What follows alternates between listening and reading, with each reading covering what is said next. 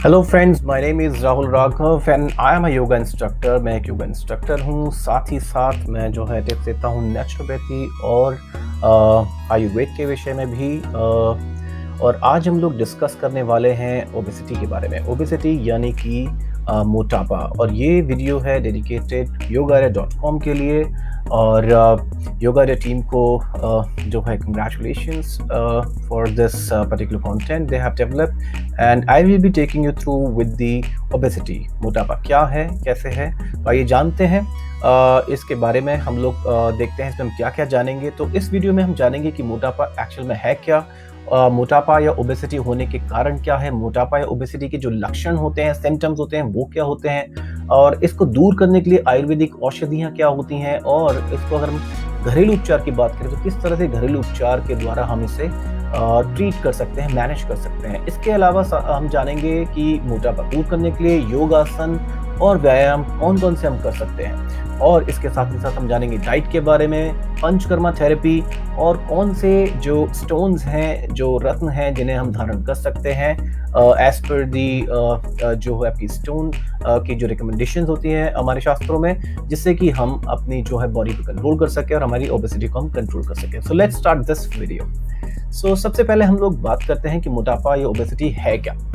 तो देखिए, मोटापा या ओबेसिटी जो है वो स्टेज है जब आप बहुत ज़्यादा खाने लगते हैं, पीने लगते हैं, और आपके शरीर में जगह जगह जो है मांस जो है, फैट जो है, चर्बी के रूप में इकट्ठा होने लगता है। तो वो जो है आपकी जो बॉडी मास इंडेक्स है, जो कि जिसे आपको BMI कहते हैं शॉर्ट फॉर्म में, वो बढ़ने लगता है। जब शरीर में लिपिड की जो मात्रा होती है वो अधिक हो जाती है, तो आपका बॉडी मास इंडेक्स जो है बढ़ने लगता है। और ये जो बढ़ने लगता है, इससे होता क्या है कि आपके जगह जगह अलग अलग हिस्सों पे चर्बी जैसे कि अब बढ़ने लगती है, जैसे कि आपके चेस्ट पे और आपके जो है गर्दन के पीछे एकदम, और इसके अलावा साथ ही साथ आपके पेट में, आपके थाइस पे अलग अलग जगह जो है चर्बियां बढ़ने लगती हैं।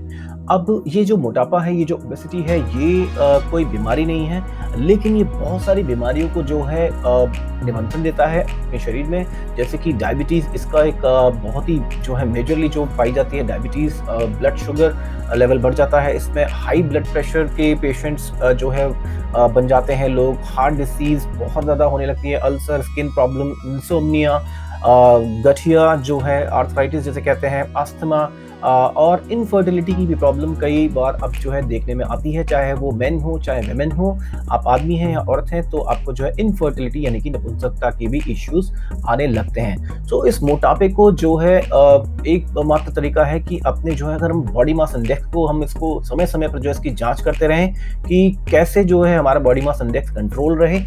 उसका अगर हम टाइमली जो है जांच करते रहेंगे तो हमें ध्यान रहेगा कि हमारे को जो है हमारी बॉडी मास बढ़ रहा है, मोटापा बढ़ रहा है, उसे हमें कंट्रोल करना चाहिए। तो आइए जानते हैं ये बॉडी मास इंडेक्स जो है वो है क्या।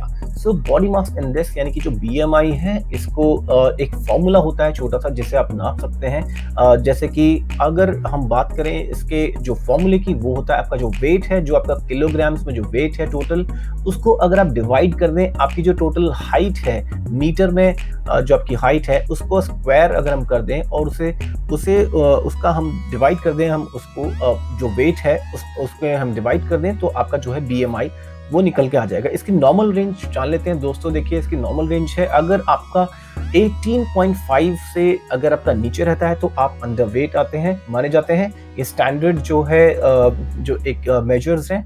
और अगर आपका जो है 18.5 से 24.9 के बीच में है तो ये एक नॉर्मल या हेल्दी BMI माना जाता है। और इसके अलावा अगर आप जो है 25 से जो है 29 या 29.9 से ऊपर हैं तो आपका जो है ये ओवरवेट माना जाता है। और 30 से ऊपर जो है ओबेसिटी के स्टैंडर्ड पे रखा जाता है। ये WHO द्वारा भी इसको निर्धारित किया गया है। तो ये था ओबेसिटी के BMI का जो मेजर है वो हमें कैसे करना है। आइए एक एग्जांपल के थ्रू जानते हैं। तो देखिए, मान लीजिए अगर आपकी हाइट जो है वो 1.75 मीटर है, यानी कि 175 सेंटीमीटर, और अगर आपका जो वेट है वो 100 किलो है, तो आप अपना BMI कैसे निकालेंगे? आप सीधे सीधे जो आपका वेट है 100 किलो, उसमें भाग कर देंगे अपनी जो है मीटर स्क्वायर, जो आपकी हाइट है उसका 1.75 मल्टीप्लाई बाय 1.75, तो ये आएगा 32.7 kg मीटर पर स्क्वायर। यानी कि आप जो है अगर नॉर्मल रेंज होती है 18.5 से 24.9, उससे ऊपर ये है तो ये एक ओबेसिटी का केस है, यानी कि ये एक जो है मोटापे का केस है। तो इस तरह से आप भी अपने जो है ओबेसिटी लेवल को चेक कर सकते हैं, अपने जो है बीएमआई को चेक कर सकते हैं। आगे बढ़ते हैं, जानते हैं कि अब ये मोटापे के होने की जो है रीजंस क्या हैं, इसके लक्षण क्या हैं। तो इसके दोस्तों कई लक्षण होते हैं, हम बात करेंगे मुख्य लक्षणों पे।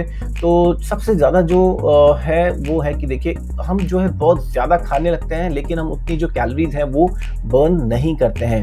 हम इतना जितना भी हमारा जो डाइट है उसमें हम देखते हैं कि कितनी कैलोरीज हैं। हालांकि आजकल लोग फिर भी कैलकुलेट करने लगे हैं कि वो कितनी कैलोरीज इनटेक करते हैं, लेकिन जो लोग नहीं करते हैं वो खाते रहते हैं बिना ये सोचे कि उनको उस पर्टिकुलर भोजन से, उस पर्टिकुलर चीज से कितनी कैलोरीज मिल रही हैं और कितना कैलोरी। अगर हम बात करें तो जैसे कि आपका जो है एक बाइक में फ्यूल डलता है, जितना फ्यूल होता है उतना ही जो है आपका वो बाइक चलती है। यानी कि आपने देखा होगा, जैसे कि एवरेज जब हम नापते हैं बाइक का माइलेज जो नापते हैं कि भाई जो है 100 किलोमीटर पर लीटर जो है, यानी कि 1 लीटर में एक बाइक 100 किलोमीटर तक चल सकती है। तो वैसे ही जितनी कैलोरीज आप इंटेक करते हैं उतनी एनर्जी आपकी बॉडी के अंदर जो है बनती है आपको एग्जॉस्ट करने के लिए। तो दूसरा जो है कि हम जो है ज़्यादा कैलोरी इंटेक करते हैं। दूसरा होता है लैक ऑफ एक्सरसाइजेस। आजकल हमारा जो है इतना ज़्यादा रूटीन गड़बड़ाया हुआ है कि हम लोगों ने व्यायाम बिल्कुल बंद किया हुआ है, और खासकर जो है ये लॉकडाउन और ये सब कोविड-19 के बाद सब घर से ही काम कर रहे हैं, तो ज़्यादातर लोग सिर्फ बैठे रहते हैं और घर पे अत्यधिक समय काम करने में बिताते हैं। तो दोस्तों, ये जो मोटापा है, आप एक्सरसाइज नहीं करेंगे, बैठे रहेंगे, खाते रहेंगे, तो आपकी बॉडी में फैट जो है वो आपका जो है जमा होता रहेगा। और कई बार लोगों में ये अनुवांशिक भी होता है, हेरिडिटरी भी होता है, उनके घर में पहले से ही लोग मोटे थे, तो वो हार्मोन्स जो है ट्रांसफर होते रहते हैं आपके जो है एक पीढ़ी से दूसरी पीढ़ी को। और इसके अलावा दोस्तों, कई लोग जो होते हैं वो अनहेल्दी डाइट लेते हैं, बहुत ही कहीं भी खाने लगते हैं। अब कई जो मैंने देखा है, जो बिजनेस कम्युनिटी के ज़्यादातर लोग हैं, उनकी अपनी शॉप्स हैं, वो शॉप्स पे बैठे रहते हैं और मार्केट में बैठे रहने के कारण जो है वो मार्केट से ही कुछ ना कुछ जो है वो मंगवा कर खाते रहते हैं। और सबसे इम्पोर्टेंट जो है, जो कि आप इसमें आती है, जो कंट्रीब्यूटर है, वो है जो है आपकी जो चिकनाई भरे जो डीप फ्राई जितने भी चीज़ हैं, कचौड़ियाँ, पूरी, क्योंकि हमारे देश में जो है इस तरह के देखने को बहुत मिलता है। तो कचौड़ी, पूड़ी, मैदे से बनी हुई चीज़ें, मिठाइयाँ और चाय का बहुत बार, कॉफ़ी का बहुत बार सेवन करना, ये सब तली और भुनी चीज़ों को बहुत खाने से भी क्या होता है, आपका जो है वज़न बढ़ने लगता है। तो बैड हैबिट्स दोस्तों, कई नेक्स्ट बैड हैबिट्स हैं। कई लोग जैसे वो आपका जो है स्मोकिंग करते हैं, शराब पीते हैं, तंबाकू का सेवन करते हैं, इससे भी जो है मोटापा बढ़ता है, वज़न बढ़ता है। तो इसके अलावा जो है हम कई जो है ऐसी लिक्विड कैलोरीज कंजम्पशन करते हैं अपनी डेली डाइट में। जैसे कई लोगों को आदत होती है कोल्ड ड्रिंक्स रोज पीने की, और उसमें बहुत ज़्यादा हाई मात्रा में जो है आपकी कैलोरीज होती हैं, और इनको जो है वो अवॉइड नहीं करते हैं। अब इसके अलावा भी दोस्तों, मोटापा होने के कई और रीजन भी होते हैं। स्लो मेटाबॉलिज्म दोस्तों क्या होता है? मेटाबॉलिज्म होता है कि आपका जो है बॉडी में जो क्रियाएं होती हैं, जैसे कि चय और अपचय, यानी कि एनाबॉलिक और कैटाबॉलिक जो क्रियाएं होती हैं, जिसमें आपका भोजन करने के बाद जो टूटता है, जिससे एनर्जी जनरेशन होता है, उसको मेटाबॉलिक क्रिया कहते हैं। तो एनाबॉलिक और कैटाबॉलिक दो जो क्रियाएं होती हैं मेटाबॉलिज्म के अंदर जो आती हैं, तो किसी का अगर मेटाबॉलिज्म स्लो है तो उस केस में भी क्या होता है कि मोटापा बढ़ने लगता है। और मेटाबॉलिज्म स्लो कैसे होता है? ये हेरिडिटरी भी होता है, जैसे भी हमने बात करें।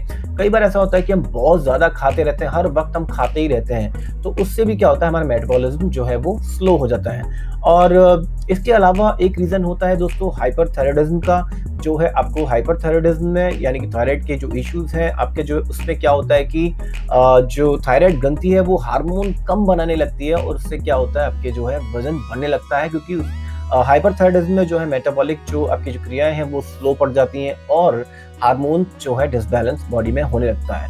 तो इसके नेक्स्ट अगर हम देखें, जो मोटापे के, ओबेसिटी का जो रीजन है वो है intake of steroids and medicine, जो कि आजकल हमने देखा है कि बहुत ज़्यादा होता है कि बहुत लोग जो है तरह तरह के स्टेरॉइड्स लेते हैं, चाहे वो बॉडी बिल्डर्स हों या आप किसी दवाई के रूप में स्टेरॉइड्स का सेवन कर रहे हो किसी अपनी जो है दूसरी बीमारी के लिए। लेकिन क्या करता है, उससे भी वो जो है आपके मोटापा बढ़ाने में जो है वो उसको मोटापा बढ़ाने लगता है। इंस्टेड वो आपकी उस प्रॉब्लम को तो क्योर करता है, लेकिन साथ ही साथ आपकी बॉडी में फैट गेन होने लगता है उससे। और इसके अलावा जो है वो बहुत बड़ा रीज़न है मोटापे का, वो है lack of sleep and stress. जी हाँ दोस्तों, स्ट्रेस में आदमी सिर्फ पतला ही नहीं होता, मोटा भी होता है। और जो है लैक ऑफ स्लीप, नींद कम लेने से भी क्या होता है कि आपका जो है मोटापा बढ़ने लगता है। और इतना ज़्यादा स्ट्रेस है आज के टाइम में, लोग जो है और रात को भी सोने से पहले अपने मोबाइल फ़ोन्स पे लगे रहते हैं, तरह-तरह की चीज़ों को जो है अपनी कॉन्शियसनेस पे डालते रहते हैं। उससे क्या होता है कि उनका जो है स्ट्रेस लेवल और बढ़ता जाता है। तो हम लोग रिकमेंड करते हैं कि रात को सोने से पहले बिल्कुल भी अपने मोबाइल का उपयोग ना करें, और साथ ही साथ जो है सोने से 2 घंटे पहले आप किसी भी तरह की कोई भी चीज़ अपने दिमाग में ना भरें। इंस्टेड आप एक अच्छी बुक पढ़ सकते हैं, जिससे कि आपको अच्छी नींद आएगी। और सोने से पहले जो है आप थोड़ा-सा कोशिश करें कि पहले राइट साइड करवट लेके सोएँ, जिससे आपको गहरी नींद आए, और उसके बाद फिर आप धीरे-धीरे अपने आप जो है अपना आपका साइड आप चेंज कर लें रात में। आगे बढ़ते हैं दोस्तों, आगे जो है इसमें हम लोग देखेंगे कि मोटापे के जो लक्षण हैं, जो ओबेसिटी के जो सिम्पटम्स हैं, वो क्या होते हैं। सबसे पहला सिम्पटम देखिए, आपके जो है सांस जो है फूलने लगती है। आप कभी भी सीढ़ियाँ चढ़ेंगे, सीढ़ियाँ हर किसी के घर में होती है, हम कहीं भी जाते हैं स्टेयर्स का यूज़ करते हैं, तो सबसे छोटा जो कॉमन एग्जाम्पल है वो ये है कि जो लक्षण है कि आप कहीं भी सीढ़ियाँ चढ़ते हैं तो आपकी सांसें फूलने लगती हैं। और जिनमें वजन बढ़ने की समस्या होती है, उन्हें पसीना बहुत आता है, उनको जो है स्वेटिंग बहुत होती है, उनको घबराहट या बेचैनी भी कई बार रहने लगती है। और मोटे व्यक्तियों को रात को सोते समय खर्राटे लेने की बहुत जो है प्रॉब्लम होती है। और ये खर्राटे जो आते हैं दोस्तों, वो इसलिए होता है क्योंकि उसमें जो कोलेस्ट्रॉल लेवल है वो बढ़ने लगता है। जब भी कोलेस्ट्रॉल लेवल किसी व्यक्ति का बढ़ता है तो उसको स्नोरिंग की, यानी कि खर्राटे लेने की जो है समस्या वो शुरू हो जाती है। अगर खर्राटे कम करना चाहते हैं तो अपने कोलेस्ट्रॉल लेवल को आपको कम करना चाहिए। अच्छा, शरीर में अगर चर्बी बढ़ने लगती है तो भी क्या होता है कि आपकी जो जांघें जो हैं, जो थाइज़ का जो पर्टिकुलर एरिया है, खासकर फीमेल्स का, वो बहुत ज़्यादा जो है मोटा होने लगता है और वहाँ पे चर्बी बढ़ने लगती है।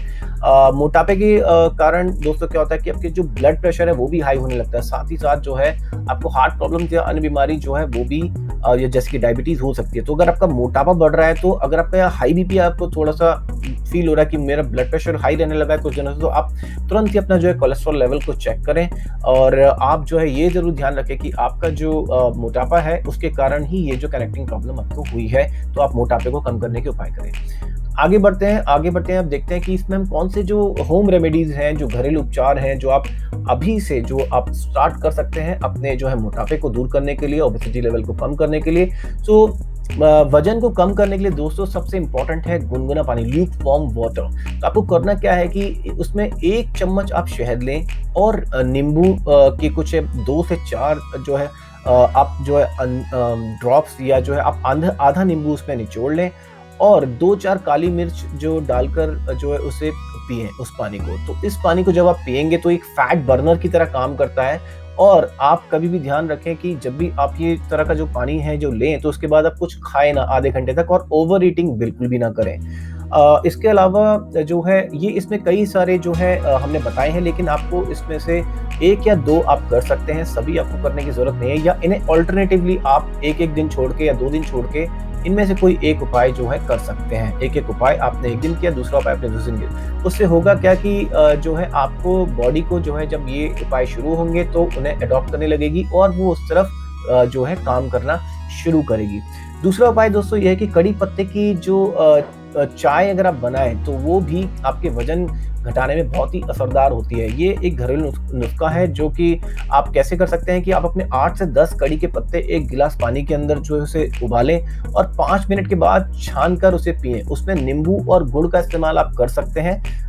यानी कि आप उसमें थोड़ा नींबू और गुड़ डाल सकते हैं और आप जब इसे इस तरह से चाय को पिएँगे बना के इस तरह की कड़ी पत्ते की चाय को, तो ये भी एक फैट बर्नर की तरह काम करता है। इसके अलावा दोस्तों 1 चम्मच जीरा जो है रात को सोने से पहले आप पानी में भिगो दें और सुबह उसका जो पानी है उस गिलास के पानी को उबाल कर आप जो है पिएँ। इससे क्या होता है आपकी फैट जो है, चर्बी जो है वो घटने लगती है। जीरा बहुत ही इंपॉर्टेंट होता है, ये आपके मेटाबॉलिज्म को जो है ठीक रखता है और मेटाबॉलिज्म जब ठीक रहता है तो आपकी बॉडी में डाइजेशन अच्छा होता है और आपकी बॉडी में जो है फैट इकट्ठा नहीं होता है। तो जीरा बहुत ही अच्छी रेमेडी है, इसको आपको करना चाहिए और हर अल्टरनेट डेज पे आपको जो है जीरे का पानी तो ज़रूर पीना चाहिए। अजवाइन और सौंफ का पानी भी दोस्तों बहुत जो है अच्छा है, ये भी मोटापा कम करने में सहायक है। आप खाना खाने के बाद जब भी पानी पिएँ तो उसमें गुनगुना या गर्म पानी ही पिएँ। और अगर इसमें अजवाइन और सौंफ आप मिलाते हैं साथ में, तो ये आपके डाइजेशन में भी हेल्प करेगा और आपकी बॉडी में एक्सेस फैट को इकट्ठा नहीं होने देगा। आगे बढ़ते हैं, अब देखते हैं मोटापा जो है, ओबेसिटी को हम कैसे योग आसनों के द्वारा और व्यायाम के द्वारा दूर कर सकते हैं। तो दोस्तों, इसमें सबसे पहला और असरदार जो आसन है वो है भुजंगासन। आप भुजंगासन जो है पेट के आसपास की जो चर्बी है उसे जो है आपको श्रेड करता है, आपका जो बेली फैट जो निकल गया है उसको श्रेड करता है और ये स्ट्रेस लेवल को भी कम करने में बहुत अच्छा है।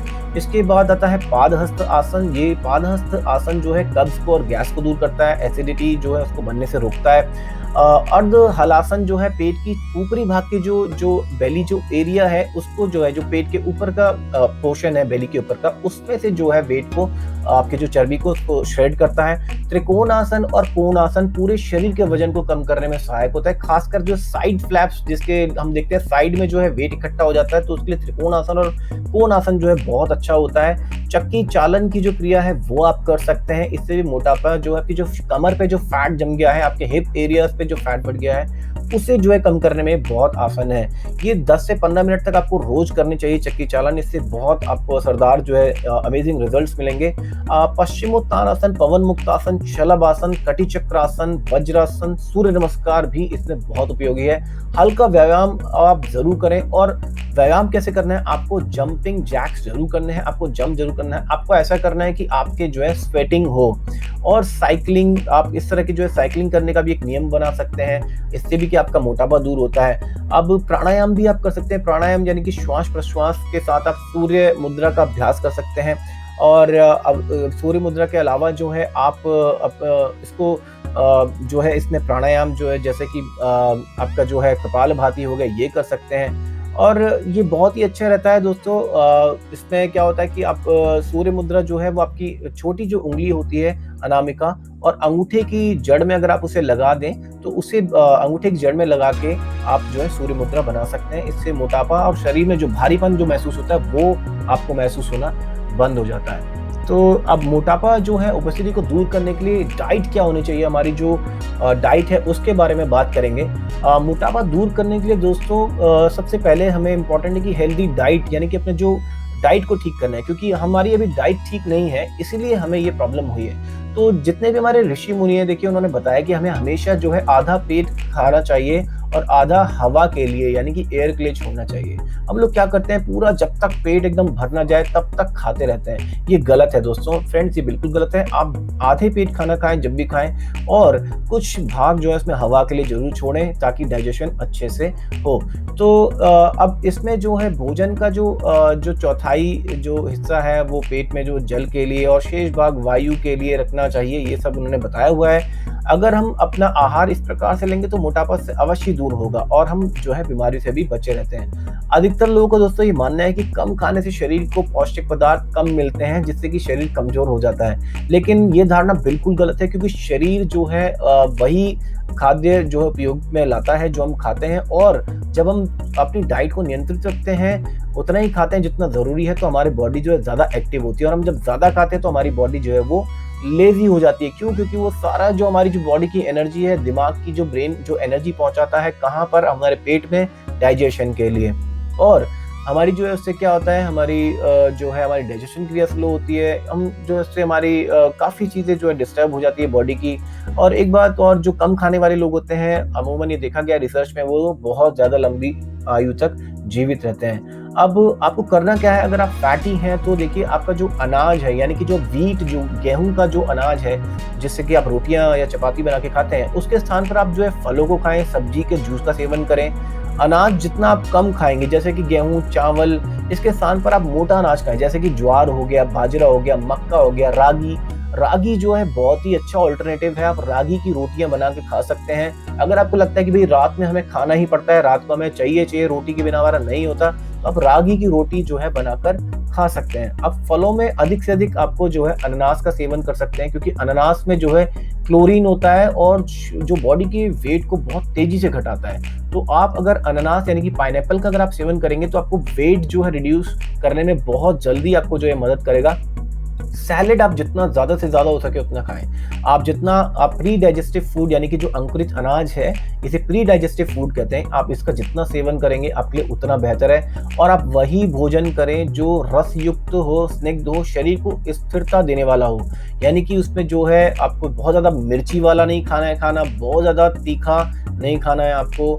तो ये जो है आपका खाना बंद करें। अपनी डाइट में आप जो है आंवला का ज़रूर आप ऐड करें, ये आपके लिए बहुत ही अच्छा रहेगा क्योंकि आपके जो है पेट को ये अच्छा रखेगा। अब आगे बढ़ते हैं, इसमें कुछ चीज़ें जानने वाली हैं दोस्तों, नोट करने वाली हैं कि देखिए अचार, मुरब्बा, सिरका, पापड़, मिर्च मसाले, खटाई, इन सब का प्रयोग बिल्कुल भी नहीं करना है आपको। इनकी वजह से भी आपको बहुत ज़्यादा भूख लगने लगती है। तो ध्यान रहे आपको इस तरह की चीज़ें जहाँ अचार, मुरब्बा, सिरका, पापड़, मिर्च मसाले ये आपकी भूख को बढ़ाते हैं, ठीक है? ये आपका कम नहीं करते हैं। जब आप इनको ऐड कर देते हो आप और ज़्यादा खाते हैं, ठीक है? तो ये आपको बिल्कुल अवॉइड करनी है। खाना थोड़ा-थोड़ा करके खाएँ, भूख लगने पर ही खाना खाएँ, ठीक है? हम लोग क्या करते हैं कि हम बहुत ज़्यादा एक साथ ही पूरी जो है खाने को ठूस देते हैं शरीर के अंदर, ये बहुत गलत है और हमें हर वक़्त नहीं खाते रहना चाहिए। अगर आप दोपहर में सिर्फ़ एक बार अच्छे से खा लेते हैं वो भी काफ़ी है, आपको हर वक़्त जो है खाते नहीं रहना चाहिए, ये बहुत गलत है। कई लोग बोलते हैं थोड़ा-थोड़ा मतलब आप पूरे दिन भर खाते रहो, दिस इज़ रॉन्ग, ऐसा नहीं करना चाहिए और भोजन को जो है समय पर खाने का नियम ज़रूर होना चाहिए कि आपका एक टाइम फिक्स होना चाहिए कि भई आपको इतना टाइम है, 2 बजे आपका अगर लंच टाइम है तो आप दोपहर के 2 बजे खा रहे हैं और आप अगर रात का आपका जो है 6 बजे, 7 बजे या 8 बजे का टाइम है तो आप उसी टाइम कुछ खाएँ, लेकिन ध्यान रहे रात को आप बहुत ज़्यादा ना खाएँ क्योंकि आपको फिर वो डाइजेशन में बहुत प्रॉब्लम होगी और फैट आपका नहीं रिड्यूस होगा। आप कोशिश ये करें कि आप रात को खाना खाना ही बंद करें, उसका अल्टरनेट जैसे मैंने बताया रागी के आटे की आप रोटी बनवा सकते हैं, वो बहुत जल्दी डाइजेस्ट हो जाता है। अब भोजन जो है वो आपको चबा-चबा कर भी खाना चाहिए अच्छी तरह से क्योंकि देखिए जो भोजन को जो है क्रश करने का जो काम है उसको वो जो है दाँतों का है। हम क्या करते हैं उसको निगल जाते हैं और वो काम हम अपने स्टमक से करवाते हैं, अपने पेट से करवाते हैं जिससे कि हमारे जो डाइजेस्टिव एंजाइम्स जो हमारे स्टमक में होते हैं वो भी अच्छे से काम नहीं करते हैं, उनको बहुत काम करना पड़ता है। धीरे-धीरे वो जो है वो अग्नि सुप्त होने लगती है। तो हम जितना ज़्यादा चबा के खाएँगे हमारी को जो है उतना हम कम खाएँगे और उससे ज़्यादा हमें एनर्जी मिलेगी। अब भोजन करते समय आप ये भी ध्यान रखें कि आप ज़्यादा बातें ना करें। बातचीत करने से क्या होता है कि हम लोग बातें करते रहते हैं और उसके कारण जो है हम जो है ज़्यादा खाते रहते हैं। भोजन जब भी आप करें अकेले में या एकांत में या आप जो है फैमिली के साथ खा रहे हैं तो भोजन पे ज़्यादा ध्यान दें। खाना खाने के बाद आप गर्म पानी ज़रूर पिएँ, इसकी आप आदत डाल लें क्योंकि ये आपके फूड को डाइजेस्ट करने में आपकी बहुत मदद करेगा। इसलिए खाना खाने के बाद आप गर्म पानी ज़रूर पिएँ। अब मोटापे को दूर करने के लिए देखिए कुछ थेरेपी भी हैं पंचकर्मा में जो बताई गई हैं। इनमें से जो पॉसिबल है आप अपने इसे घर पे या आप किसी जो थेरेपी जो है जहाँ पर इस तरह की दी जाती है वहाँ जा सकते हैं। आप मिट्टी की चिकित्सा यानी कि मड थेरेपी जो है मोटापे को दूर करने के लिए बहुत अच्छी होती है। आपने कहीं देखा भी अगर इसको आप सर्च कर सकते हैं कि जो मड थेरेपी है वो किस तरह से की जाती है। इसका लेप कर जो है इसका सूखा लेप दोस्तों मिट्टी का जो शरीर पर सूखा लेप किया जाता है उससे जो है रगड़ा जाता है अच्छी तरह से बॉडी को। तो एक्सेस फैट जो होता है वो धीरे-धीरे कम करने लगता है। बहुत ही चमत्कारी मड थेरेपी होती है ये और कई जगह पे दी जाती है। और तेल मालिश से भी आप जो है पूरे शरीर की चर्बी को कम कर सकते हैं। तेल मालिश अच्छे से आप करें अपनी बॉडी को। अधिकतम जो है एक्यूप्रेशर जो है बिंदु, हथेली और तलवों में होते हैं। तो आपके जो है जो हथेली, आपके जो तलवे हैं, इनको जब भी आप मालिश करें अच्छे से एक्यूप्रेशर दें और उससे भी क्या होगा आपको धीरे-धीरे आपका जो है फैट जो है बर्न होना शुरू हो जाएगा। आप ध्यान रखें पंचकर्मा में जो है एक नोट करने वाली जो कुछ बातें हैं वो कि पंचकर्मा और एक्यूप्रेशर जो है वो चिकित्सक की देखरेख में ही आपको करना है और पूरी जानकारी होने पर ही आप इसको करें।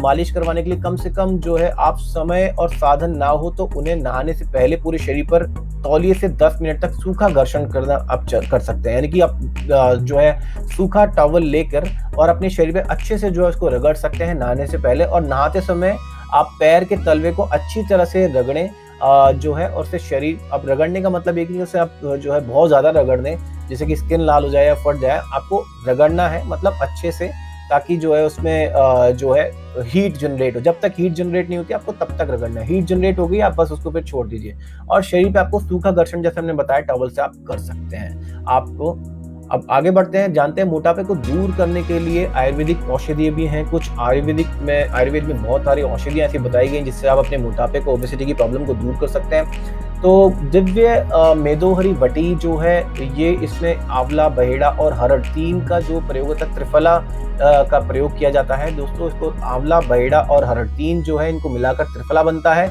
ये आपके डाइजेशन को, कॉन्स्टिपेशन को दूर करने में बहुत अच्छा होता है और साथ ही साथ इसमें गुग्गुल और शिलाजीत, कुटकी, निशोद, बबूल की गोंद और छोटी हरड़ जैसी औषधियों का भी इस्तेमाल किया जाता है, जो मेटाबॉलिज्म को बहुत मजबूत करती है और ऑर्गन के पास जमी हुई जो आपकी जो चर्बी को पिघलाने का काम भी ये करने लगती है। तो मेदोहर वटी की जो है एक-एक गोली सुबह-शाम खाना खाने के बाद लेने से भी मोटापे को दूर करने में बहुत मदद मिलती है। इसके अलावा जो है दिव्य गोधन अर्क आता है, गुनगुने पानी के साथ आप जो है गोधन अर्क यानी कि जो गोमूत्र का जो अर्क है उसे गोधन का जो अर्क है उसे आप ले सकते हैं। इसके अलावा अश्वगंधा के 3 से 4 पत्तियाँ सुबह-शाम जो है आप चबाकर खाएँ। इन्हें चबाने से भी क्या होता है, वज़न कम होता है। ध्यान रहे, अश्वगंधा की पत्तियाँ चबाकर खानी है, अश्वगंधा की टैबलेट नहीं लेनी है आपको, ठीक है? तो जहाँ से अश्वगंधा आपको जो है पौधा मिल सकता है, उसकी लीव्स जो है लेकर आप चबा-चबा के जो है खा सकते हैं। आंवला जूस और एलोवेरा जूस इसमें बहुत अच्छा है। आप इसका जो है रेगुलर आप अपनी डाइट में 3 महीने तक आप इसका जो है इस्तेमाल कर सकते हैं। 90 डेज़ तक आप इसका कम से कम इस्तेमाल करें। और प्रतिदिन सुबह जो है खाली पेट जो है त्रिफला जो चूर्ण होता है, वो भी गर्म पानी के साथ अगर आप लें, जैसा कि हमने ऊपर बताया, तो पेट में आपकी जितनी गंदगी जमी है, कॉन्स्टिपेशन, गैस, जो कब्ज़ होती है वो, और बॉडी में जो भारीपन है, वो धीरे-धीरे क्या होता है, दूर होने लगता है। तो आप इनमें से जो है किसी एक जो है आपको जो त्रिफला हो गया, त्रिफला का सेवन, और अगर आप त्रिफला का सेवन कर रहे हैं तो आंवला का जूस लेने की आपको ज़रूरत नहीं है, ना ही एलोवेरा का जूस आपको लेने की ज़रूरत है। और अगर आप दिव्य मेदोहर वटी ले रहे हैं तो आपको फिर इनमें से किसी भी चीज़ को लेने की ज़रूरत नहीं है। बट हाँ, किसी आप जो है आयुर्वेदिक डॉक्टर से ज़रूर इससे कंसल्ट करें, अपने केस को दिखाएँ जब आप इनका सेवन कर रहे हैं तो। अब इसके बाद बात करते हैं स्टोन्स की। देखिए कि ऐसे कई स्टोन्स भी होते हैं जो एनर्जी क्रिएटर होते हैं और स्टॉपर होते हैं, नेगेटिव एनर्जी को स्टॉप करते हैं। तो मोटापे के लिए क्या होता है कि ऐसे कई स्टोन्स, जैसे कि पुखराज जो है, जो गुरु रत्न पुखराज होता है, पुखराज मोटापे को नियंत्रित करने में